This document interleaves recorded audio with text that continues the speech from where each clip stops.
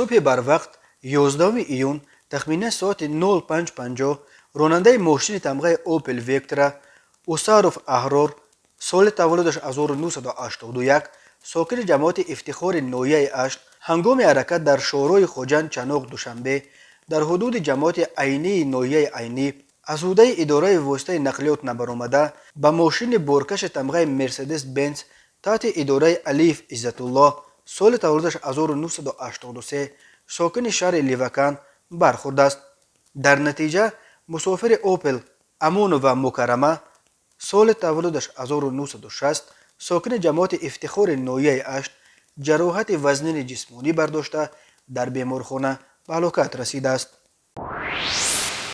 ساکن 46 ساله نویه اسماعیل سامونی پایتخت به آن گمان برمی شود که ماه فوریه سال 2019 در خیابان رودکی باروی فریب به باوری یک ساکن 42 ساله همین ناحیه درآمده از او $58,000 گرفته است. او وعده داده است که مبلغ را بعد یک ماه برمیگرداند، اما تا حال پول گرفتهاش را بر نگردانیده است. اینچنین ساکن 30 ساله دوشنبه به آن گمان برمی شود که ماه مارس سال 2019 در کوچه نصرت الله مخزوم پایتخت از ساکن 41 ساله جماعت دریاآباد ناحیه رودکی 60,000 سومانی گرفته است و وعده داده است که در مدت کوتاه برمیگرداند، اما تا حال مبلغ گرفتهاش را بر نگردانیده است.